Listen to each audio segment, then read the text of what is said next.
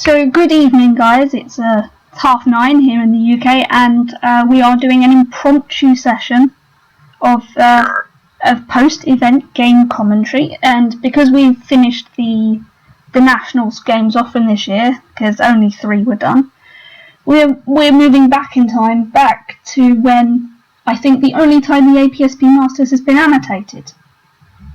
And this was in 2015, before CSW 15 came in, so this will be a CSW 12 game of the ABSP Masters Round 1 today, featuring Femi, Awowade and John Ashmore. Oh, interesting. I hadn't even noticed the CSW 12. I just realized I have... Okay, there we go. I had... I did not have the chat muted, or sorry, the stream muted properly, so I was hearing your voice twice, but I took care of that. Ah, that's fine. Alright, so, this one seems fairly clearly... Oh, we're not on the stream yet. You should, oh, okay. Yeah.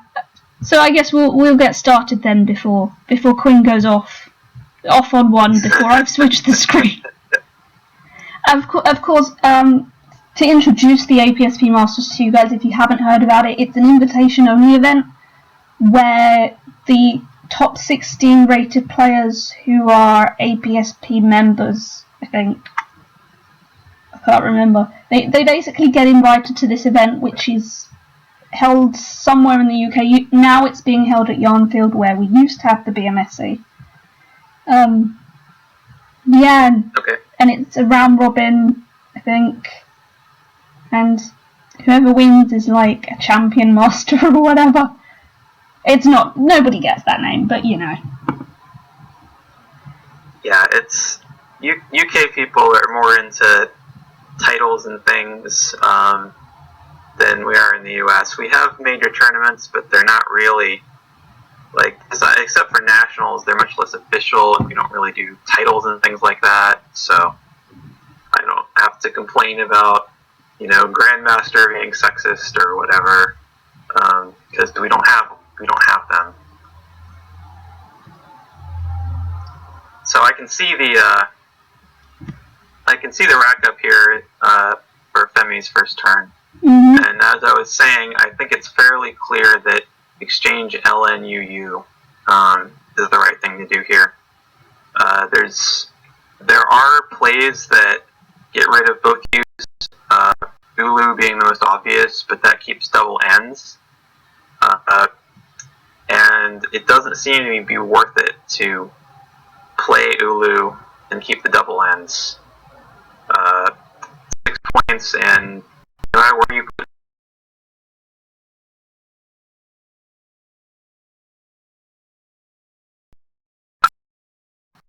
give myself a better chance to be bingoing by exchanging LNUU.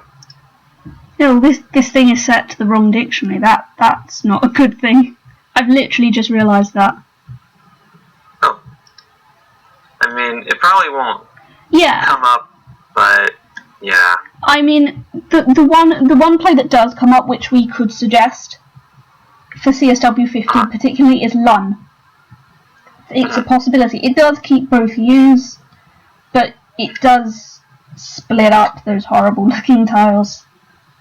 Yeah, I don't like Lun. I actually like Lun even less than Ulu,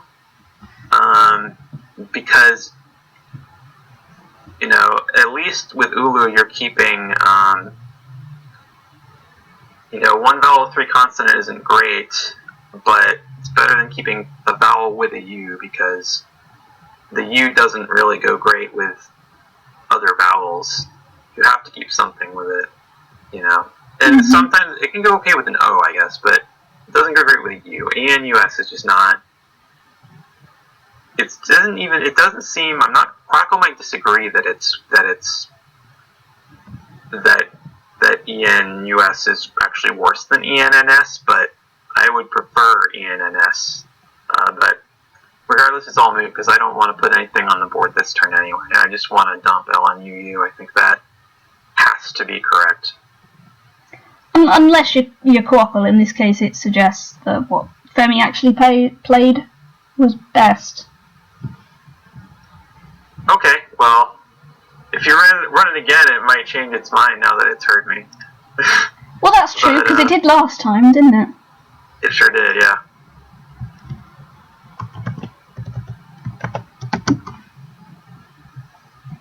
So next rack is up. We've got nice balance here for John's first rack. It's saying that your stream is offline. I'm not sure if that's... I'm gonna refresh it. Yeah, I mean I've got it up. Well, not the stream, but XSplit is saying it's up. So. Okay, yeah, it is back up. If it were down. Okay. So John, in BDLs, it's interesting. It doesn't look like there's a bingo here. There's a lot of different things you could do. One problem that you have is that you can't overlap or underlap that U in UN in UN, or except by using the S, which you don't want to do. So you kind of have to be playing around it. You could hook uni by playing, something like bid. You could play, did and bun at G6, that, or you could do what I think I would do, which is play bind at bind at I6 through the N of bind. It gives you the I hook in the back, which you're keeping an I. So I think that's, and it does preserve, back hook with the S at G8, but mostly, and it's close to the best leave that you have. Playing something like Blinn would be a slightly better leave, but it's a point sacrifice, and I don't like what that does to the board. So yeah, bind is my choice, I6. And I feel like this board would have been kind of easier to play on if Femi hadn't have played his first move. I mean, just imagine if he had changed, like maybe the decision would be slightly easier, straight go for something like bid or dib. Or lib, maybe, I don't know. I'd play Bield if there was an empty board, actually. Okay. Well... B-I-E-L-D, yeah. Yeah. Well, Crockle Championship players seem to prefer nib at I8. I suppose it really likes the leave of D-E-I-L-S. It doesn't, Chronicle doesn't realize that most strong opponents after nib are going to be extremely aware that it's an S setup, and nothing but an S setup, and are going to endeavor to try and interfere with that.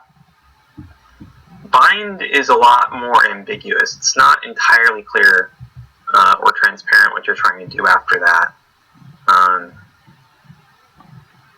Nobody's going to guess that you're keeping back an I necessarily, because it's a play that would make sense even if you weren't from a lot of racks. So I think the problem there with Quackle is just that Quackle doesn't realize that's going to be blocked, and Quackle just thinks, oh yeah, it's just going to stay open and you're going to be able to bingo the double next turn, but it may not actually happen that way between humans.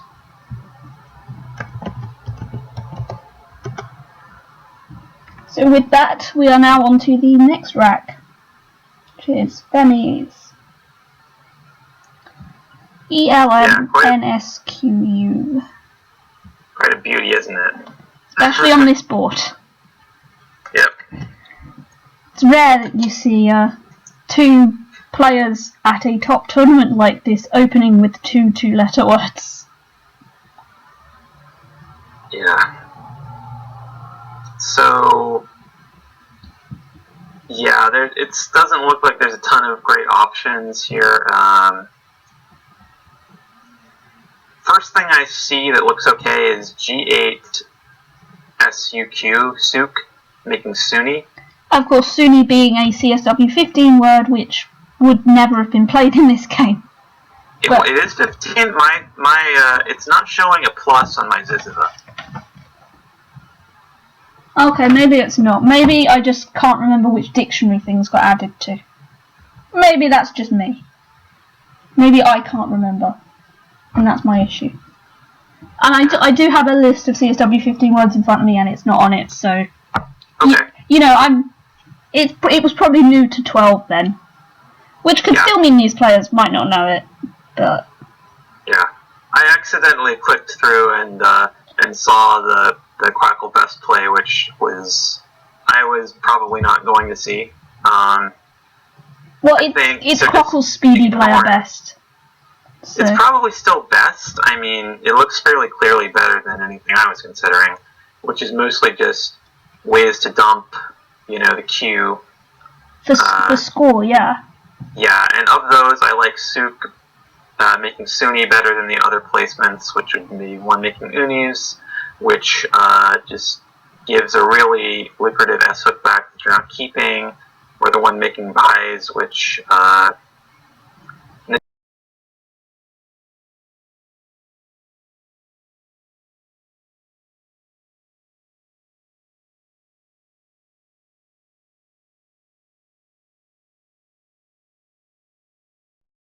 pretty deep to do that, and I don't see any reason to. So yeah, if I'm not going to play the play that Quackle likes best, then I probably do Suk and just keep things fairly tight with a decent leave. It's probably going to be better with most responses to that.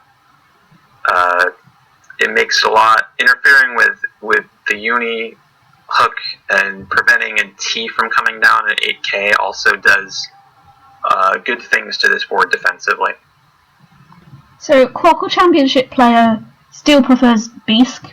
If nobody had realised what Quinn and I were talking about without giving it away, it was Beask. Second best seems to be playing a parallel of Men, directly underneath Uni. That is a thing you could do, I guess, but I mean, it doesn't give much away, does it?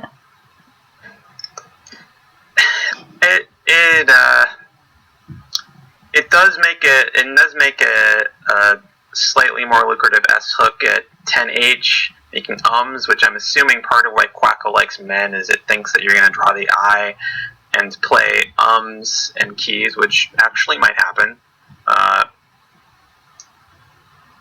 Unfortunately, I think after Men, your opponent is likely to have a better parallel play on the K column than before, and so I'm not really feeling Men. I'm not into Men. Let's put it that way. Not usually.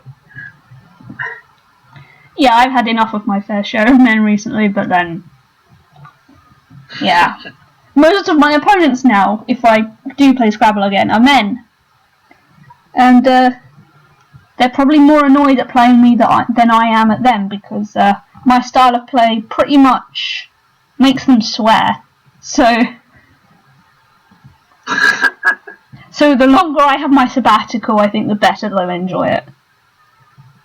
Okay, time to move on to the next rack. Yeah, well, third and fourth Quackle Best are exchanges, which I find pretty interesting. That's not something that I would want to do on this board, but yeah, I can understand why they came up well. Quackle, and there's different situations where I might exchange on a relatively closed board, but the thing about this is I just don't think it's closed enough. It's it's fairly closed for normal players, but then like a 99 point tight bingo can still go down on the K column. A lot of things fit there with units, so I want to do something to at least make that less likely, make that require an S or whatever.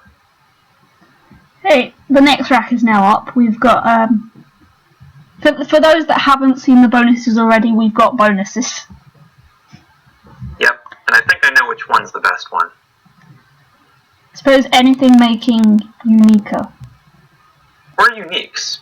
That's what I... Well, uniques would take the T, wouldn't it? Unique guest, yeah. So that's really risky. That's true. Yeah, that's probably not worth it. So probably redials then, and get that D on the triple. It does open the 12-0, which something like Sideral wouldn't do, but of course that gives the uniquest back, and that's not good. So yeah, probably redials. Yeah. Something I always like to think about when opening triples is how easily it is to score points there.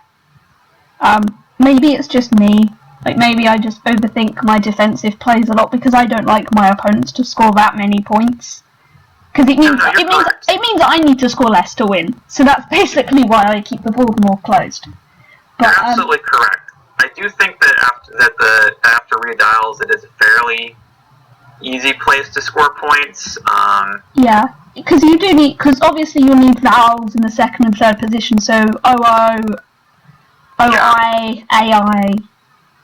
But it's pretty much only those patterns that will work, and the word to score more than a lot of points, you'd have to start with a B, or an H, or an M, or a W, or a Y. Yeah, there's a number of those. It's possible. Yeah, maybe like a 30% chance that gets hit for. That gets hit for 40 plus. Well, yeah.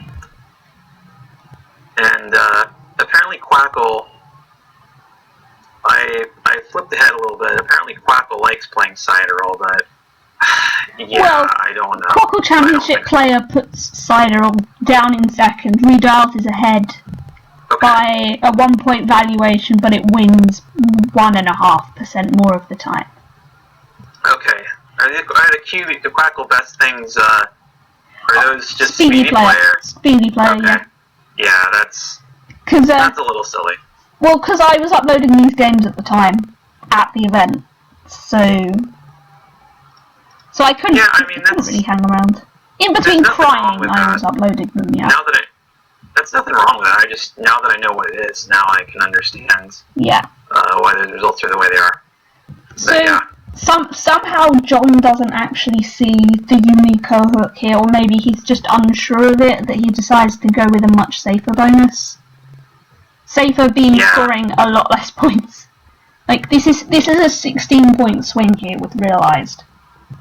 Yeah, I really don't think, and again, there's some value to avoid opening that 12-0, but the thing that actually opens after realized, which is L1, is still pretty dangerous. Something like Hota with the J at L1 could go down.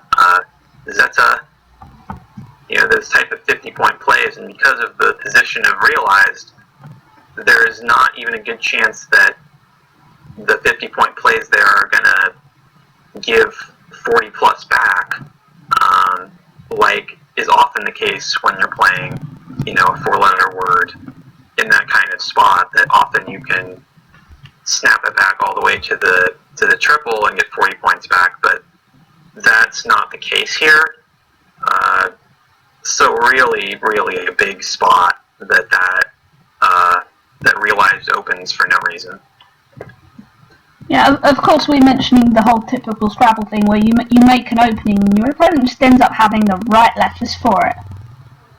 Like, of course, a lot of the time your opponents will not have the correct letters to completely maximise the score in a spot.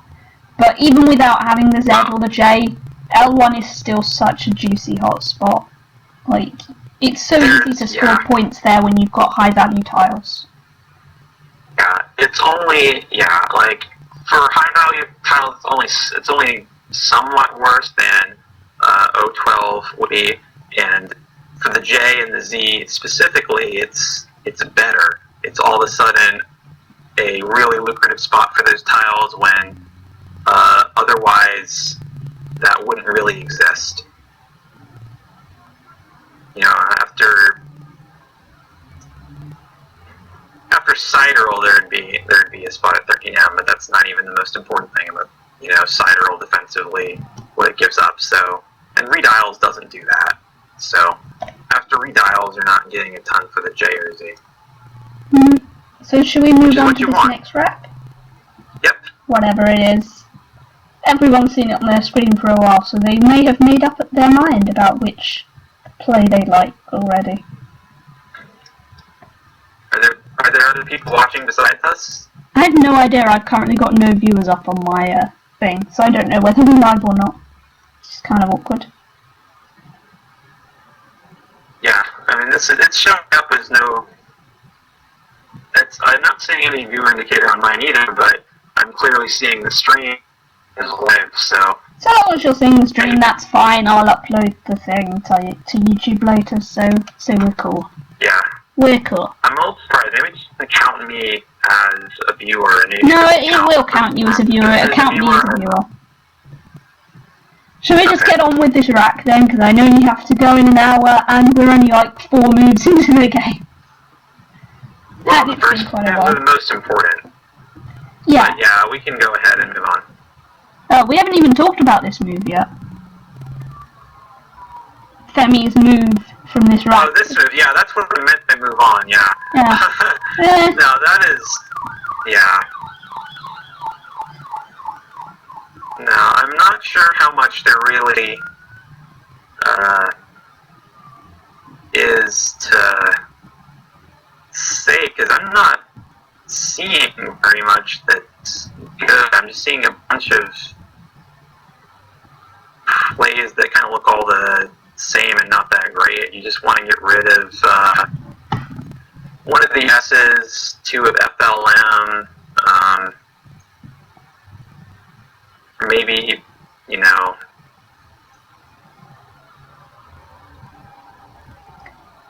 see, even something as silly like falls at FJ or whatever doesn't look that bad. There's, what else is there? Oh, Flam L3. Flam L3 is good. Faye, La, Al, and me. Yeah. That doesn't give a whole lot back. It does, I guess it does create a little X spot where MI can turn into MIX at 6N, but it seems so much better than anything else that I see paralleling over there. Yeah, it's tricky to get a parallel. John is quite lucky here that Femi couldn't really use L1 too greatly. Like, he can't even use L1 for anything, really, because he's not got enough juicy consonants to get all the way down to the double word square. Yeah, so, you can't really even use 2J, so that's why, you know, that's why it's neat that Flam works, but that was hard to see. You have to, you know, it's not the most obvious spot for paralleling realized. Yeah, so Flam is played. It's pretty much the best by quite a way. So there's nothing else to really discuss here. Okay.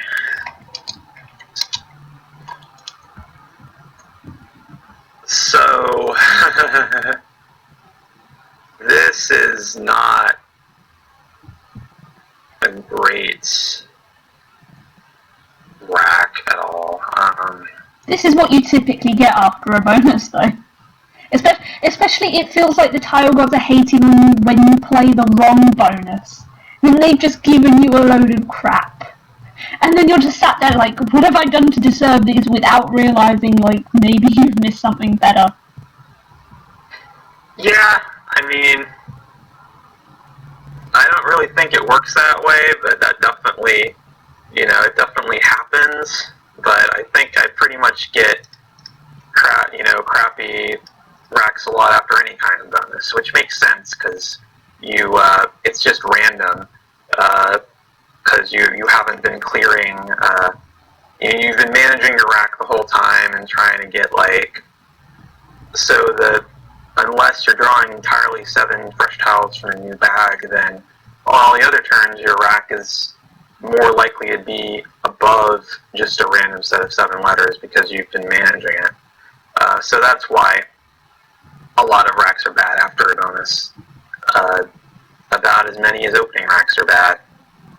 And opening racks have more flexibility anyway, because there's nothing else on the board. I'm pretty sure the tile gods just hate me, though. Who knows? I know. The tile gods hate me. I've spoken to them. Okay. So I'm trying to decide if, what I want to do here. Door and 6 is a really bad leave, but I want to count up how many points it is. 36. Yeah, okay. That's, that could be worth doing. NNPV stinks, and if the opponent has an I, or can end with something like ST or SH, a bingo at 01 can go down for a lot of points after that. I kind of think that that's not especially scary, though, because you're taking out Uniquer at the same time, and Uniquer is also a place where a fair number of bingos can play for a lot of points. And you're taking out the potential Uniquus extension, and you're taking out that X hotspot at the same time. You're taking out basically a lot of things. And you're taking out bingos that start at N9. Yeah, I think I like Door. DOR. I mean, sometimes you do just have to say, you know what, forget the leave, let's go for it. And even though you're leaving it to those horrible tile gods that gave you this rack in the first place. Just saw an alternative that looks competitive, which is Vorpal, VORPAL at 5H. Great word. I love it. Comes out as best as well. Door comes in a close second. Yeah, interesting. I still, even after knowing that, I still don't know what I like best. I think I probably still like Door against most opponents, but yeah, very close. The advantage of Vorpal, that also makes it tough to parallel the end column. Doesn't quite take up the X spot, doesn't take out Uniquer, but the thing about the 01 bingo spot that you're making after Door, that's kind of hard to block, where the other ones are kind of easy to block. And yeah, either way, you're keeping an N for 9H or 7H. Actually, keeping 2 N's either way. Unless you John here and you play a pony that doesn't get challenged off. So. Oh. Yeah, that's. Wow. it is a 5-point penalty event though, but at the same time, it looks like one of the, especially with this board, like you're not really giving much away. The 5 points at this point just doesn't do much.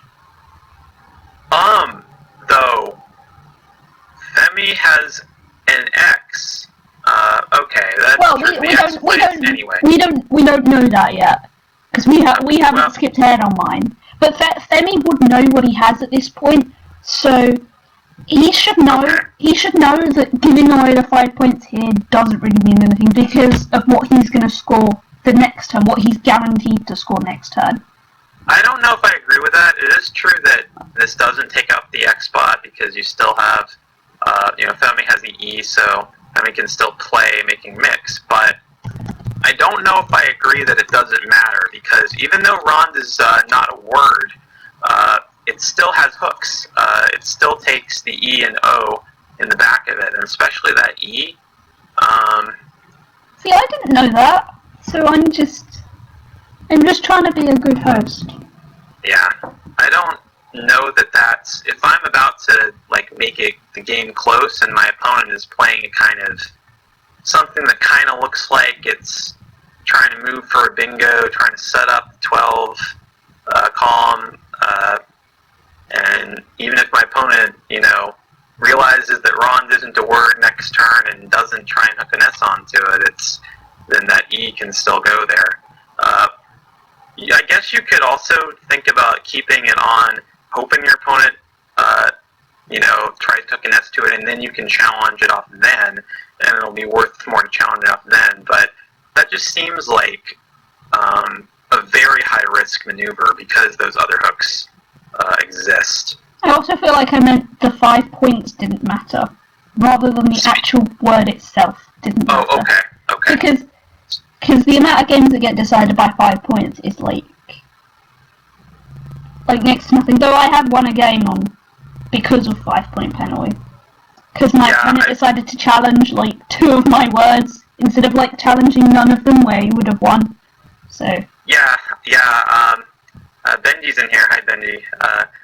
I won 3rd place over Benji because Benji challenged a couple of plays in my first game against him, and if he hadn't, but had successfully challenged off my one phony that I did play against him still, then he would have had 3rd. So the 5 points can matter.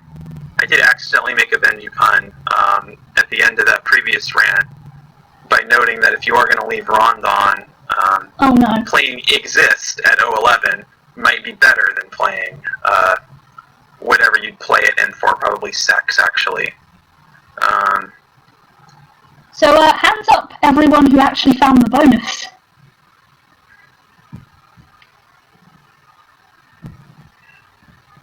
Yep, that's a deathly silence right there. Nobody found the bonus. Oh, it's unsexist, but I didn't know that was good. I would never have risked that. I don't think Femi did either. I think I actually managed to talk about this with him afterwards at the time. Somehow I remember this over a year later. I can't remember if he said he actually thought about it, or if he just didn't see it, or whatever, but... Well, it's going in my card box now. It is one of those words that you feel like you should know. But when you look at it, it's just like, how is this actually a legit word? And then we all forget, this is Collins, everything is valid in this dictionary. Not everything. I still managed to get things challenged off a lot. I mean everything in the non-Scrabble player sense. And everything being valid. I had hikings challenged off last week. There's plausible things. If you really want to have things challenged off, you can get that done. And not, if we're gonna go ahead and move on from yeah, we're gonna move on. Though for some reason Femi decides Tex is slightly better than Sex. I don't know if keeping 2 S's is going to be better than keeping 1 S and the T instead, but I wasn't the one playing this game. I don't know that there's much that is better than Sex. I guess 119 point bingo is better than Sex, but yeah. Probably not much more. Yeah, I wonder if any of the viewers know, or any of the watchers of this on YouTube, know of anything better than Sex. Benji was asking why put it in my card box now, I'm never going to forget it. But that's not true. I'll forget it, and I'll probably forget it in 2 or 3 years if I don't card box it. I may forget it by tea time tomorrow. By that point, I may be wandering around campus in search of more Pokemon. I have drained my Pokeball supply. So I need to head back to campus tomorrow. And then Sunday will no longer be my lazy day, so... Oh well. Not much to talk about for John's turn. Seems like either puking or exchange, and puking's probably better. Yeah, and something I've always told my sister when she considers exchanging is always look for the best non-exchange alternative and then kind of weigh up the two. Because sometimes sometimes you'll look at a rack and go immediately, yeah, exchange, don't want to think about it anymore. But sometimes after you've looked at the board, you see that there's a perfectly reasonable alternative that pretty much does what an exchange would do, maybe just slightly less, but scores the points. And and sometimes weighing up both of them, their actual play, even though the lead might be just as terrible. You are getting rid of 5 tiles here with puking, compared to an exchange which would probably also get rid of the clunkier 5, depending on what you actually want to exchange. Well, I mean, part of it is that there isn't anything great to keep. IN is okay, but puking does some things to the board that aren't too bad, makes it harder to bingo afterward, which is good if you're keeping VW because you want to try and be scoring rather than bingoing, so it helps to play something more defensively. You can draw into Y for wave or something at 01. You can draw to something at 011.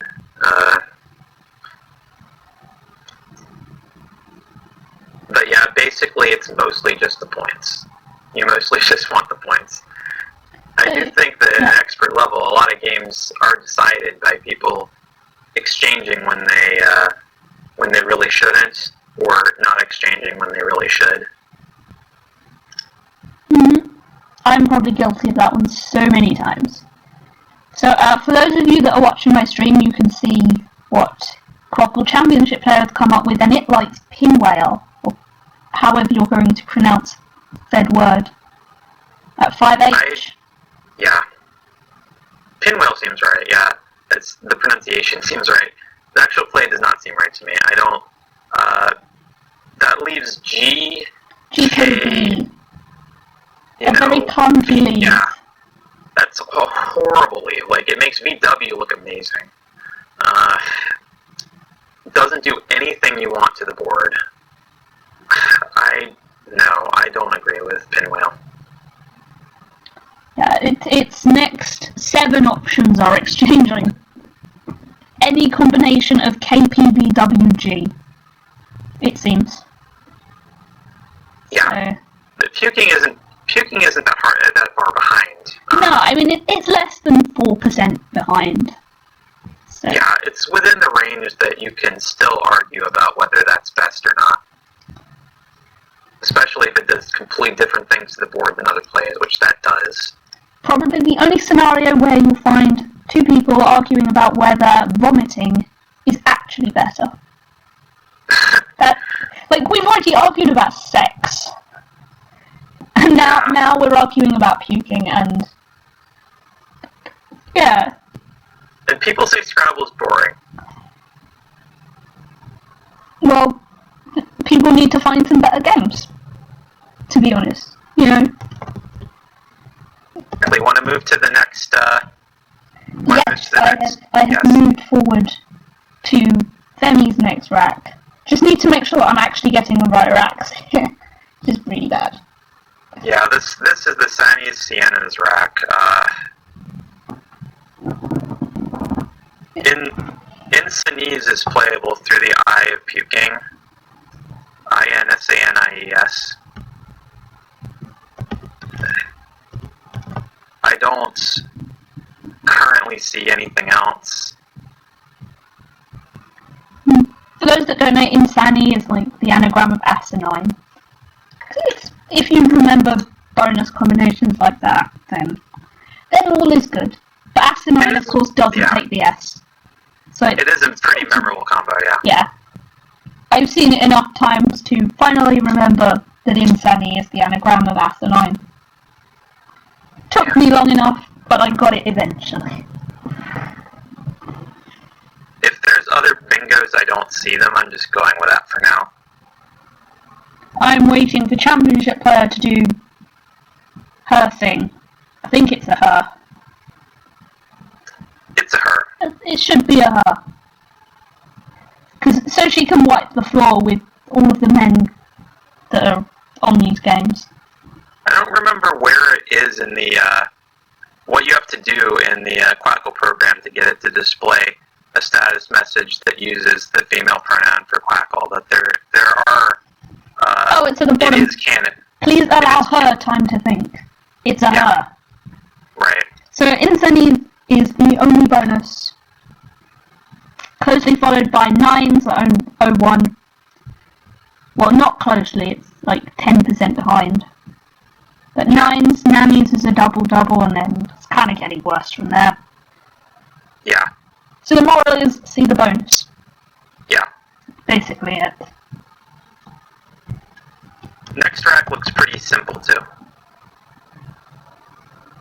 Yeah. I mean, there's one hotspot, and it scores points. And if you're not going to take it, then you probably need, like, your head examined or something. Though most of us will probably need our head examined anyway. I know I do. So... yeah. Did you just agree with that? I was... You say I need my head examined? You're not supposed to agree with me. That's not the part I was agreeing with, I'm sorry. I don't think I even completely heard the second half of that sentence. I just say, yeah, whatever.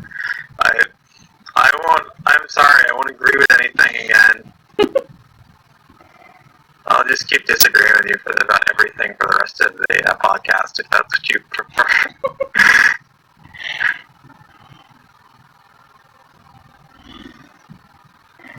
So Quinn and I basically agreed on the best move. Yeah. Despite our agreement to not agree with each other, we've agreed that the obvious move of Wive is best. Yeah. And better than Civvy. I did see KB there, which is pretty similar to Civvy. Probably a little bit worse than Civvy. Yeah, it comes out worse. Still, that W, like... W's are way worse than C's. Yeah, so. And WI is worse than WA, so... I can see the argument for Civvy more than I can see it for Wive, but I still prefer Wive. There's bingo places, the N and the S of Insignes. Those tend to make the C stronger, and the W not so much. The only good thing for the W is at 012, and it's really a gamble whether you're going to hit that.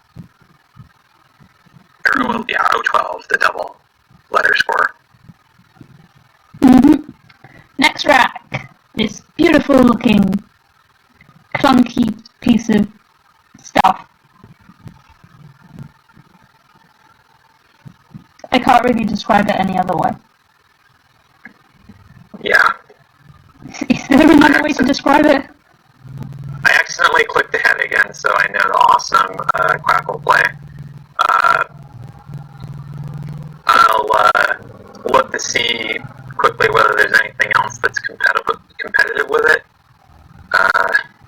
Yeah, for those that aren't aware, because these games have already been uploaded to Cross Tables, Quinn has actually got the game up on her end as well, so I've not got the need to screen share, so she's actually on Skype via a tablet, so that I've got more memory on my laptop to be able to stream this live, which is pretty useful. Yeah. The only downside of it is that occasionally we get missynced, or sometimes it's my fault and I hit back to check something and then I hit forward too many times. Yeah, so it's why I'm reading out the next rack and stuff, so we know where we are and where the stream is going. Yeah, I don't see anything that's nearly as good as Quackle's play, though.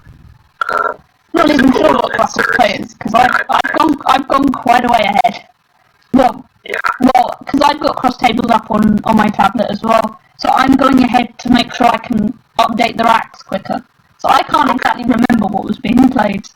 It was Faunai through the N of Uniquer and the E of speaking pub and cop. So that leaves CO, which is way better than anything else you can really leave while scoring. CO The blank. second best thing might be fouled at 11k, but that leaves CAA, which isn't as good. Yeah, CO blank. You know, you can't forget you're holding onto that blank. Yeah. Except for those players who have plain black tiles on a plain black rack and seem to forget they're holding a blank. Yes, we actually have that here in this country. People with plain black tiles that play with plain black racks. And there have been overdraws with that. And like, just don't do it. This is why I love bright colours, because you can't get confused with bright colours. You might get a headache, but you're not going to get confused. This is why I try to always carry, I have 2 racks, I try to always carry at least one of them around so that I don't get forced to use someone else's crappy rack. The ones I use are wooden, and there's not really tiles that can blend into the background of a wooden rack. Even if they're wooden tiles, the grain would be different. Mm-hmm. So that's another way to avoid that. Yeah, and for those that have seen me play, I use nobody's rack. I use a Lego rack. And it works fine. You know, everyone knows it's yours. You can smash it up on the floor and then just put it back together again. I'd love to see a picture of it. There should be one on Facebook. I don't have it with me right now because I don't play Scrabble, especially here at uni. So I've got no need to have it with me. But it was based off the template on the Seattle Scrabble Club website, but I didn't like that template because it was prone to like breakages and stuff. So I moved the base sticker and I used benches to support the tiles. And it's never failed me as a rack. Unless you're talking about luck, in which case it fails me completely as a rack. Seattle Scrabble Club is a great website. It's in addition to that, it's also got some really good score sheets available there as well, I believe. I think Toronto might have some too. Their website. The Lego racks are pretty cool though. And you can also just customize them to your heart's content. Like, you can even put like little Lego flowers on them if you so desired. Alright, next rack, I guess. Next rack. ACEIIUW. It's so beautiful.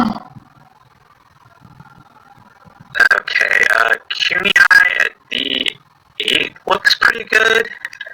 I like that better than UNCI. Ideally here you want to... Ideally here you are going to want to split up the U and the W as your number one priority. You're going to want to do that. Right. Just looking quickly through that NE that we use for Femi, but yeah, it doesn't look like there's that much that's good. You know, you play Wall. No, you can't play that. Yeah, unfortunately. Awowade and Whale, but that's a horrible leave at K4. So yeah, QAI. I'd probably just play that. Yeah, unfortunately no floating X for Wuxia, which would be a pretty perfect tile dump right here. Yeah, Tau Iwi would be another good one too. Oh, I love that word. I've played that word like so many times and it's been challenged so many times. And it's like, but it's a vowel-heavy 6-letter word. You must have learned it somewhere. Because remember, I don't spend all my time sat in front of Sizzler. I don't actually spend any time sat in front of Sizzler learning words. So all the words I've picked up are from games I've actually played or watched.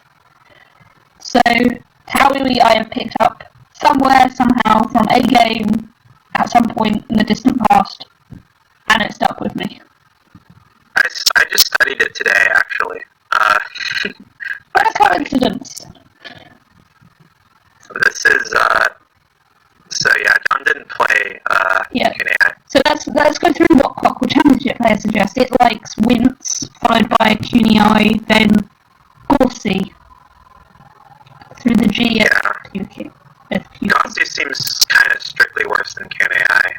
I'd rather keep that A if you're keeping the IW. I'd rather keep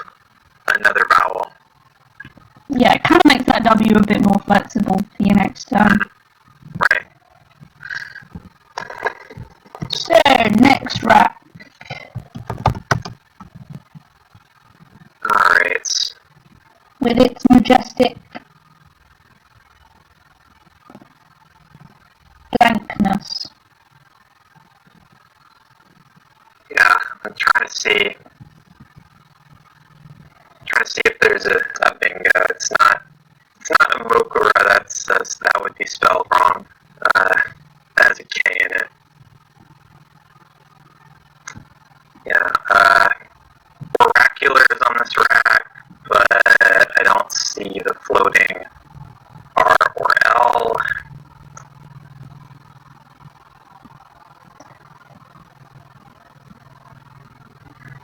I feel like you'd have to be a pretty good player to see a bonus from this rack, or maybe just one that studied it. But also to see the what is that? To see the 10-letter word, you have to be Nigel here. And then there's a Horatius, which also doesn't play. Well, if you're gonna point out that there's a 10, then that probably makes it easier to find, yeah, because there's only... Nobody's telling Nigel. I think I'm probably still not going to find that, though. I still think it's pretty neat. I wonder if chat finds it. I can't see chat right now, but I wonder if they find it. Is it to the ALE? No. Okay.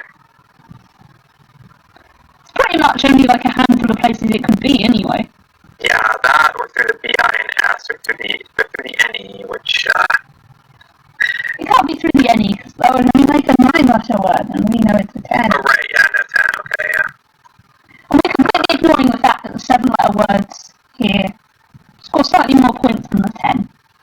Assuming you actually do see the 7-letter words.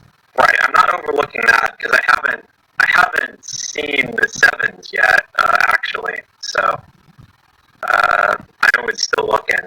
I was focusing more on 8s first, but, yeah, no, I have not yet seen the 7s. Yeah. Should I just go ahead and ask Championship player to put everyone out of their misery? I feel like everyone except Quinn. She'll have to skip I just saw some 7s. I just saw some 7s, but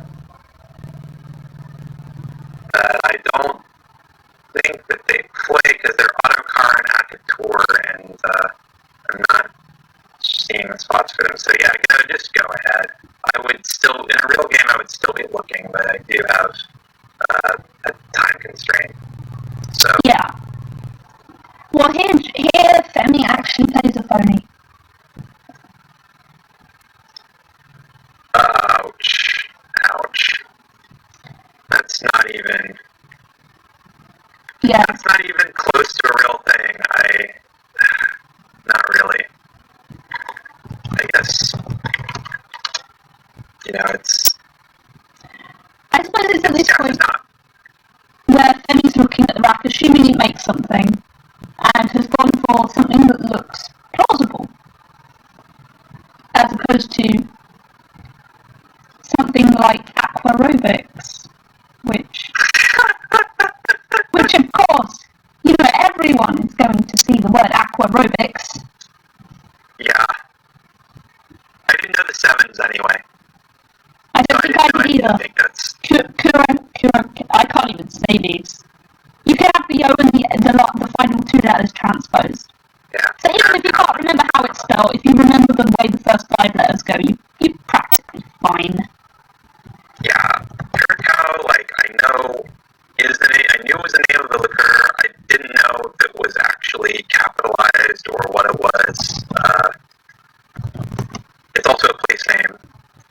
But yeah, I would have had no idea it was in Scrabble, much less that you could have Curacoa too. Just not in my range.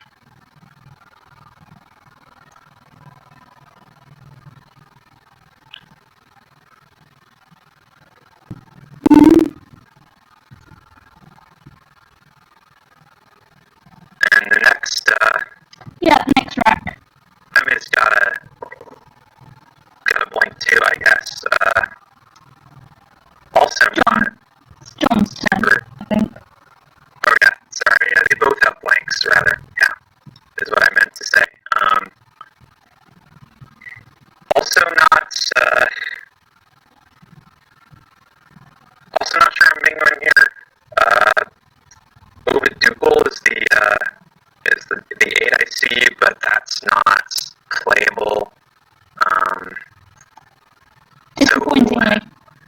So Vow at 8A looks okay. Could also look at some way to get rid of that U, but I guess like audio at 13B, that keeps bare V plus the blank, so I'm not loving it. So would you prioritise getting rid of the V or the U here? You could only get rid of one. The U, but I don't want to keep V without any vowels next to it, because V absorbs vowels. Absorbing vowels sounds very painful. I think that's how Scrabble players develop irritable vowelitis. Irritable. Or irritable vowel syndrome or whatever. Like, it's how they get this. I think a vowel is probably fine. It may not be best, but I think it's fine. A vowel does set up a second S hook. So, and of course you do know what your opponent has, so you know that the floating A doesn't give them anything because, you know, it's 3 A's here. This is assuming that you don't know the 7s and you don't know aquarobics. Because let's face it, who does? Yeah. Who does? So of course, we already know the bonuses here, we already know everything. Well, it does block the spot for Kurikawa. You can still play Kurikawa at G1. Yeah, it blocks the best spot for a bonus. Yes. Knowingly or unknowingly, but it still blocks it. Yeah. But the thing is, does Femi see any of the playable bonuses? Unlikely, but, who knows? Unlikely, but entirely possible. Yeah, looks like Kurikawa goes down. Yeah. Just got to make sure that C ends up in the right spot now, that blank C. The blank C is the one that ends up between the triples. Right. So just So yeah, now it's time to look for triple. Oh, and he got a plus 5 as well from Sure did. the challenge, because, like I said, who knows it? And John didn't, so that's completely fine. Yeah. So yeah, some 7s that are available now. Uncoiled, undocile, and nucleoid are the ones with an E. None of those are triples. Unless you play clappers, of course. In which case it's always a triple.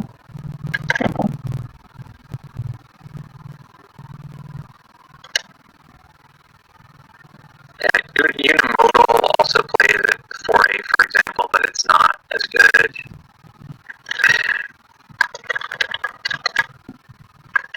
Clouding doesn't fit with that C.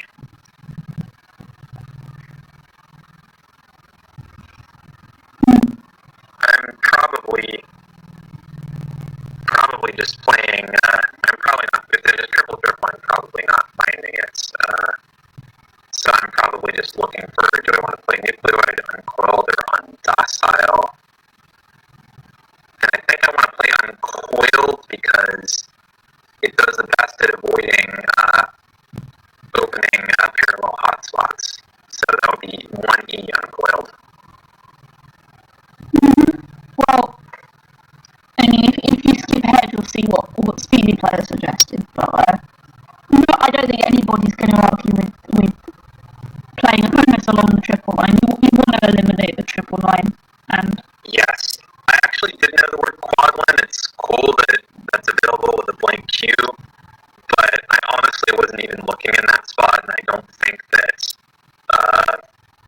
not looking at that spot was a bad decision at all, because pretty much anything you could have there is going to be strictly worse than uncoiled. Yeah, and I also seem to have misscored it on the annotation, but oh well, who cares? Uncoiled is played, so... Yeah. So let's not think about it any further. With this lovely triplet rack. Yeah, triplet Ds. Yeah. Well, you can play Tatty, you probably shouldn't, but it's a thing. So, basically, this turn you want to either score with the Z or most of the other tiles on your rack. If you can do both, bonus, but I don't know if you can. The one place to score with a Z is just dumping the Z at 6Fs. You could also play Zek at 9Fs. I don't like either of those. Their leaves is too bad. Win C, I believe, yes it does, it takes a Y at the end. So, a play like tight TYTE at 13C does really good at basically breaking up that rack. It doesn't block any of these nice Z spots. I guess you could also play Z and Winst, but I don't like that. The leave is utter garbage, and it can be bottom paralleled.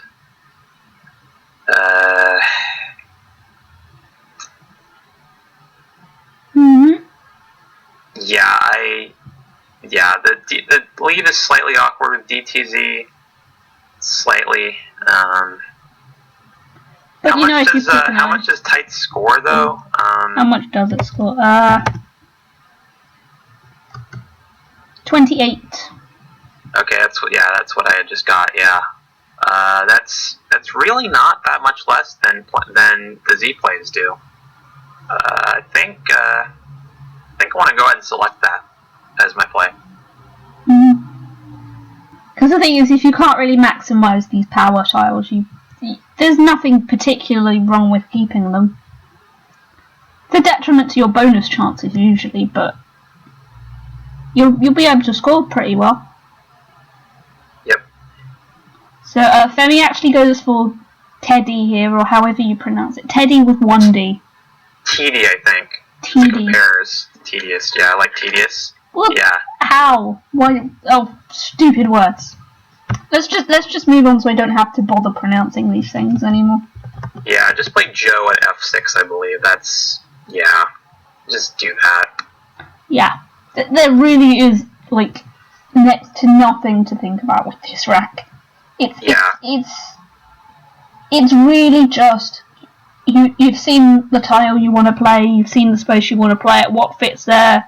Oh, look, J, O. Yeah, why not put the E on the end as well? Because there's 4 left unseen. So. Exactly, yes. Yeah, that's what Speedy Player doesn't take into account, but we do.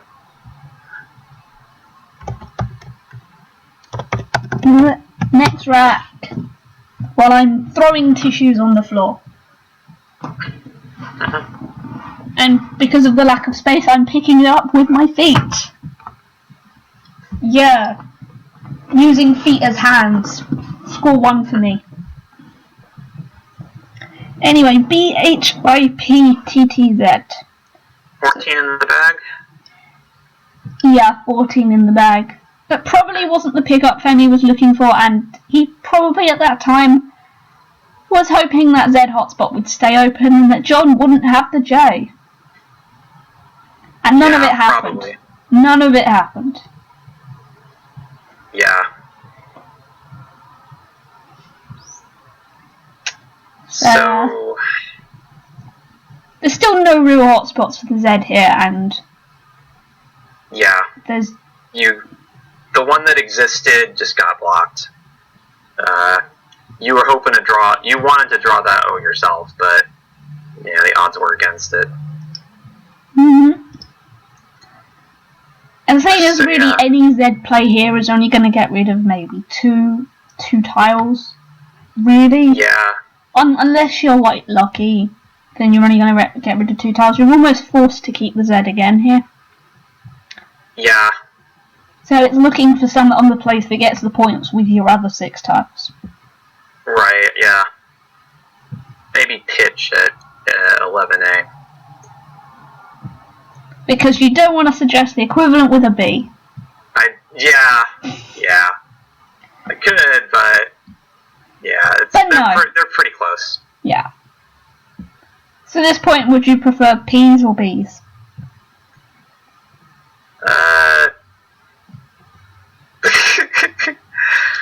Neither are particularly desirable. Yeah, like they both combine well with the Z. Like at this point, I'm just trying to decide: do I even want to play that equity play? Do I want to You could exchange. That's a thing you could do. I just don't know. You probably get outscored even if you draw straight into a bingo. So it's. I don't know what championship players going for here. Championship players let's go for Beth at B12, and Beth sets up. Okay, that's why it goes for it. Yes, so obviously it's too stupid to realise that the opponent is going to take that regardless. Really. I think you know what though. I think I like it anyway. I was just looking for things like that. I was like, I don't want to play Beth or whatever, but I was more looking for things that hooked. But Beth looks pretty good. It's not as easy to really block it as it looks, especially while scoring. It really depends on whether your opponent has something that, a T or whatever, something that goes before a lot of H's. Otherwise, they might be stuck trying to block it for not a lot of points. And the leave is good enough, PITZ, that there's possibility you could play that, your opponent blocks it, and you go up there and play Topaz at 4D for 50, and that works for you too. So Beth looks better than pitch and its analog. Yeah, it's counterpart that gets played. Yeah. Yes. So there we go. Championship player occasionally gets things right. This is the time in the game where it gets a lot of things right, actually. She's so smart. Yeah. She could afford to do better in the early game, though.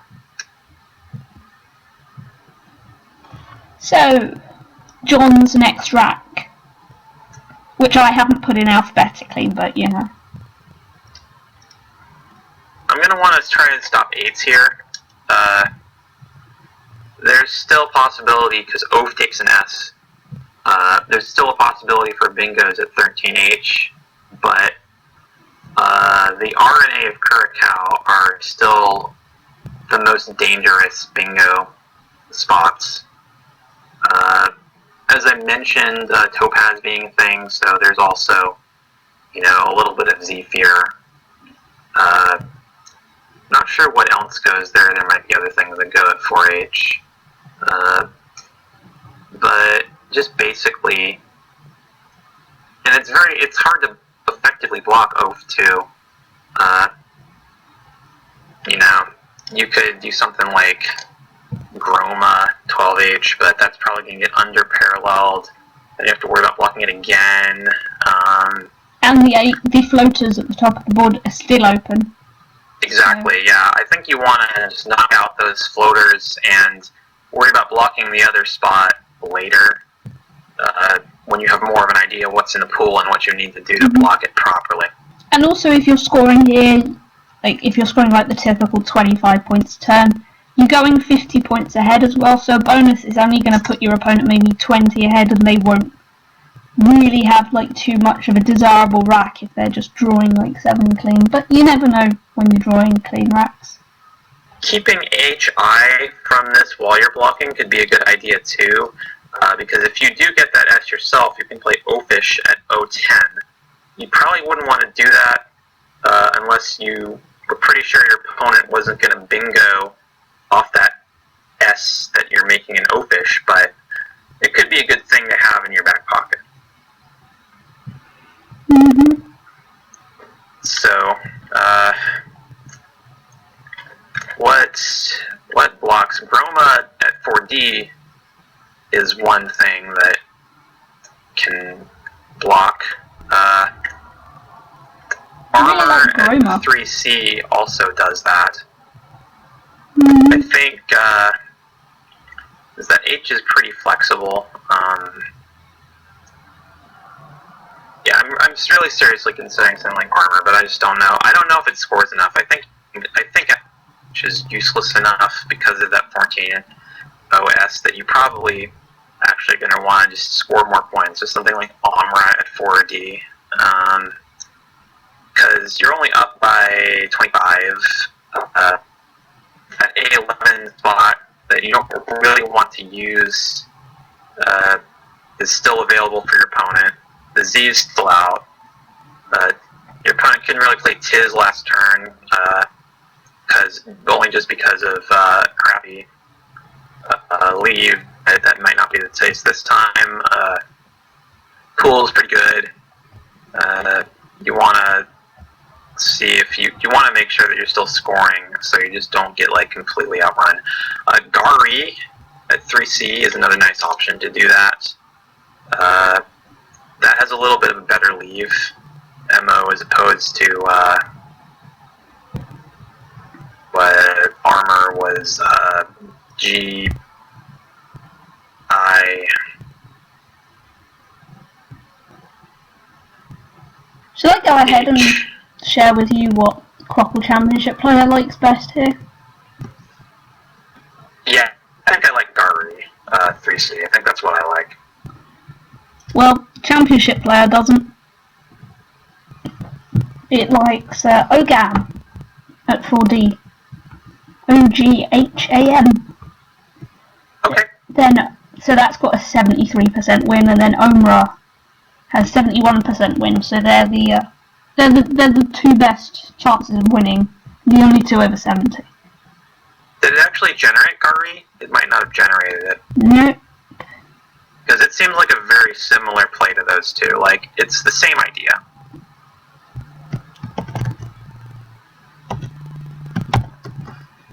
So on to Femi's next rack, where all hope of winning may slightly be slipping away. Yeah. It's tough here.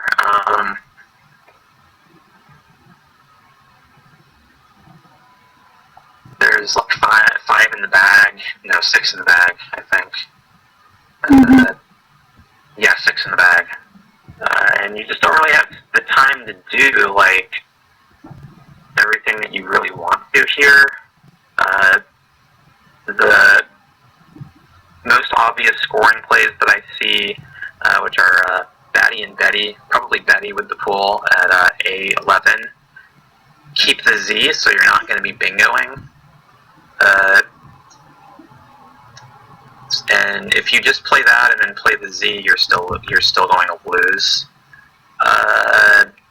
One way around that is you could play Yez at 3B, but I'm not sure. This is CSW 12. Yeah. So I'm not sure that was in. No, Yez wasn't in that last update. So that kind of forces you, if you're going to try that strategy, to do something like Les or Zap, neither of which I like, because they're keeping that Y back, and that's just going to make it so hard to bingo. There are Y fishes, plays that can get rid of the Y.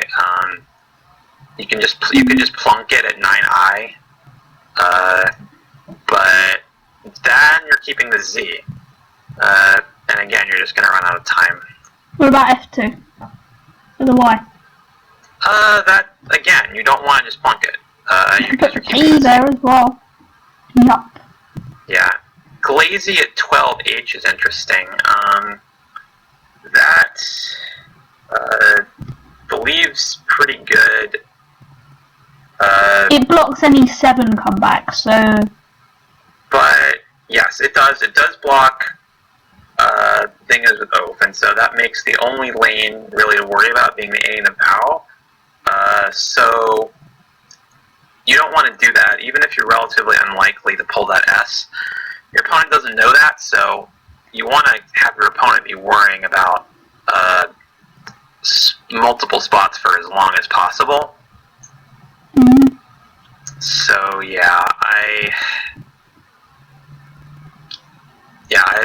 I'm not. I'm having a hard time seeing a play that really accomplishes something. Yeah. You know, that really has a decent chance to win. Well, championship player gives about a quarter of a chance of winning to Zep at 3B. Okay, yeah, that's probably what. Yeah, that's probably what I would have wound up playing. I mentioned it as one of those plays, like, but oh god, do I really wish Yez was good at that point, because that would be so much better. And then you could almost like say, like, you know, an O becomes a really important tile at this point in the game, and then. Yeah, I mean, it doesn't really matter. Really, what matters is, and I'm not sure, because now that I look at it, I'm not sure that wins against humans, because that takes out the Vow. You can no longer bingo through a Vow after Zep, so you're relying on your opponent to kind of leave open the 13H and hope you can draw something, that Z, and draw something into it. So yeah, I'm actually not thrilled about that.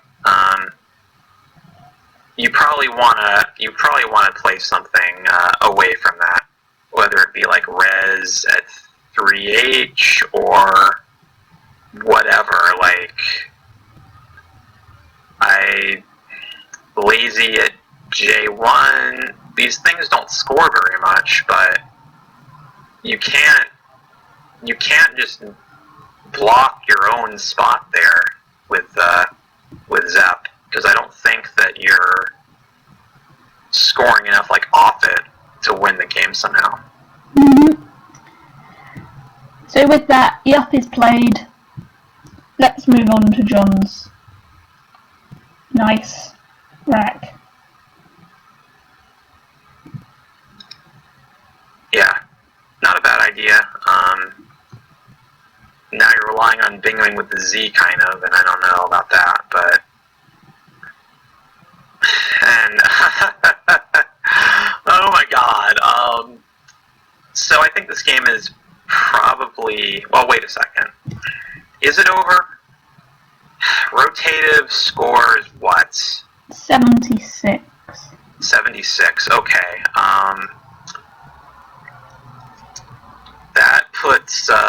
That will put John at 455, so that's a 96-point lead, but it empties this bag.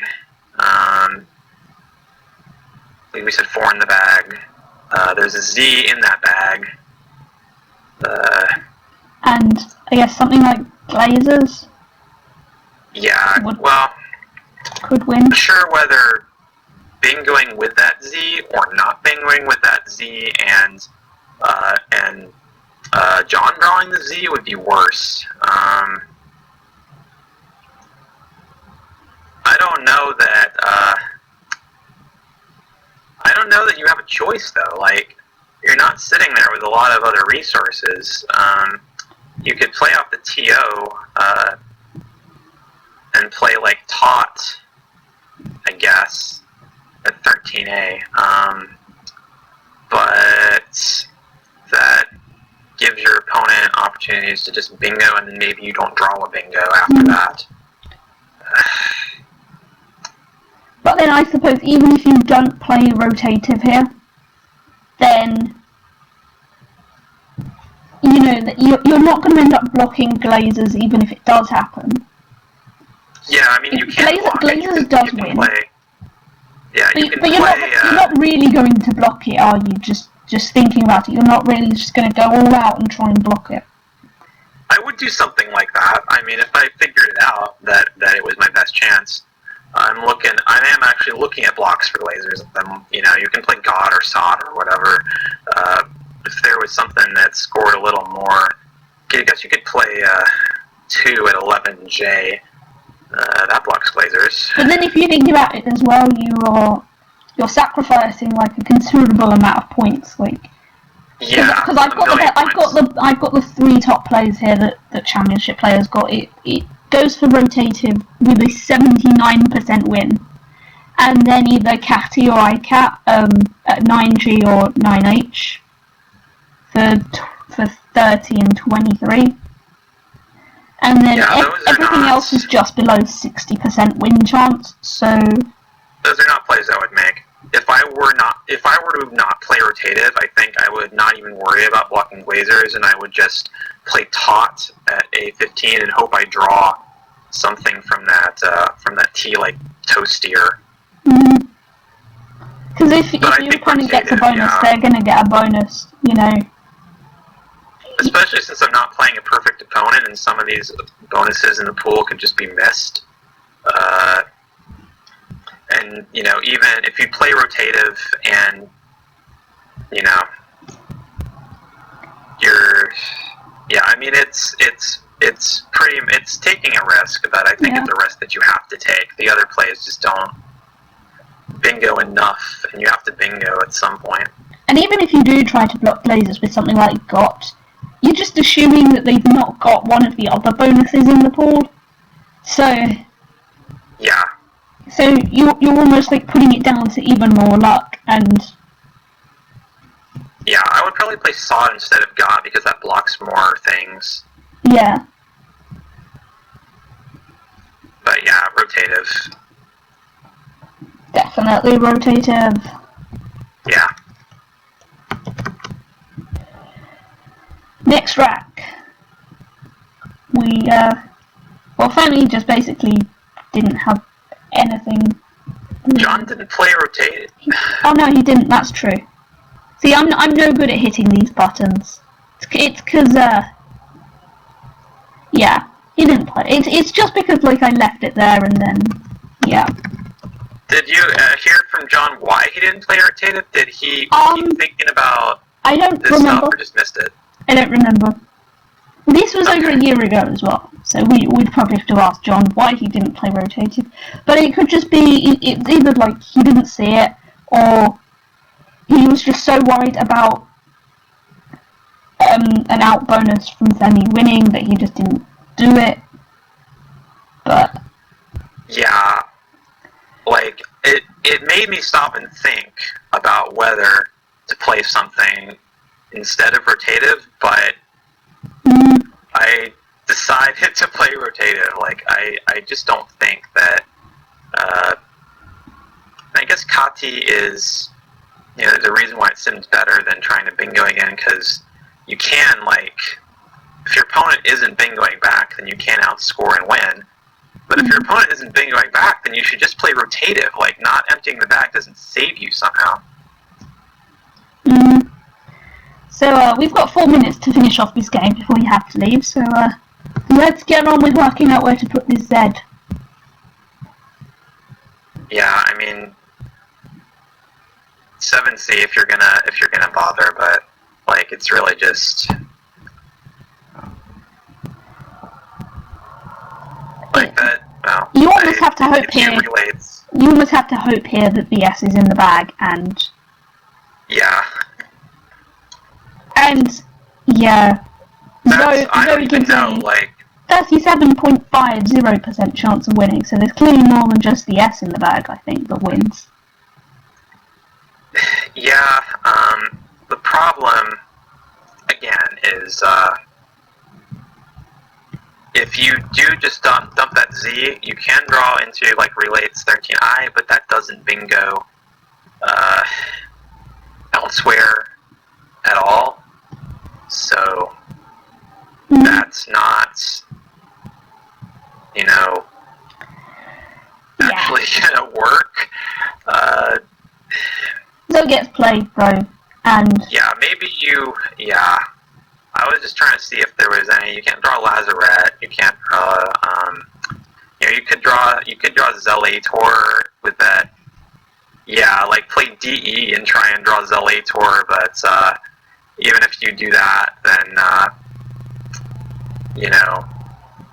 that doesn't play elsewhere. I wonder if there's any sneaky places to play that E where you can draw Zelator and it's not like the obvious place to play afterward. Like, because the problem with DE is just that it's an obvious setup. If there was a place to put that E where Zelator could possibly, because your opponent might not know that word, if it could possibly sneak past your opponent that's a word, then you could steal a win. But I don't think that plays unless you play DE. So. But we are talking about ABSP Masters players here, so they're probably going to know Zelator. Yeah. Honestly, I might still play that easier. I might still play that anyway, just because I don't see any other way to actually have any chance of winning unless. Okay, no. Just put the Z down because your opponent might have mistracked. That's what that's what you should do. Yeah. Just put the Z down, hope your opponent mistracked. We've done that. Next rack is Grosser, which doesn't play. Yeah. So here it's basically just play out and make sure you don't do anything stupid. I think that is pretty much the only thing. It's the only thing that I would be thinking here. Don't do stupid stuff. Yeah, there's very little stupid stuff you could even do. Like, the only thing I can think of is slotting an S somewhere where Teasler could play through it. But that's so unlikely that would even be. I don't even know. So you can theoretically do it. Yeah, everything here is basically evaluated at 100%. So. Anyway, I have to go, actually. Yeah. It was great swimming, but I actually literally have to go. But this game's basically over. Yeah, I mean, Grotz is played, and then what? You go through the rest of the valid plays, like. Yeah, it's just like I'll play through the rest of the plays with you guys, but of course Quinn has to go. So thank you very much for joining me for this impromptu session. I hope you had a great time. And yeah, we'll do it again sometime. So yeah, now that leaves me to go through this wonderful endgame by myself. Just this last little bit. So there really isn't much to think about. It is kind of just playing the rest of the tiles here. Because the game is over. Of course, Femi's going to look for a way to win. There's no bonuses for him. Nowhere really to do anything. So he's kind of just making sure that he gets some points, because it is the first round. Spread gets important. So he plays real, and then John plays out with ER, where I showed ER is going, and then the game ends, and then John Ashmore wins by some points. I say some points. I mean 53. Yeah, I can math. I can math fine. So that's this game over. Of course, thank you so much to Quinn for joining me for my weekly game.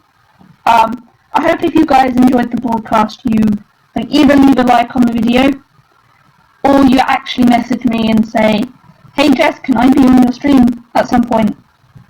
Because I know you don't mind whenever you end up streaming or live recording or whatever, and it would be really cool. Hopefully you guys are thinking that. Hopefully you guys want to join me someday. We can go over basically any game. It doesn't have to be like this particular can go over a game you've done. We can go over a different tournament game, go over someone else's tournament game, can recommend a game to go over, you know, really anything. Suggest a time, I'll see if I can do it, and then yeah, we'll have a good time on stream where stuff happens. And we laugh about things. Hopefully. So,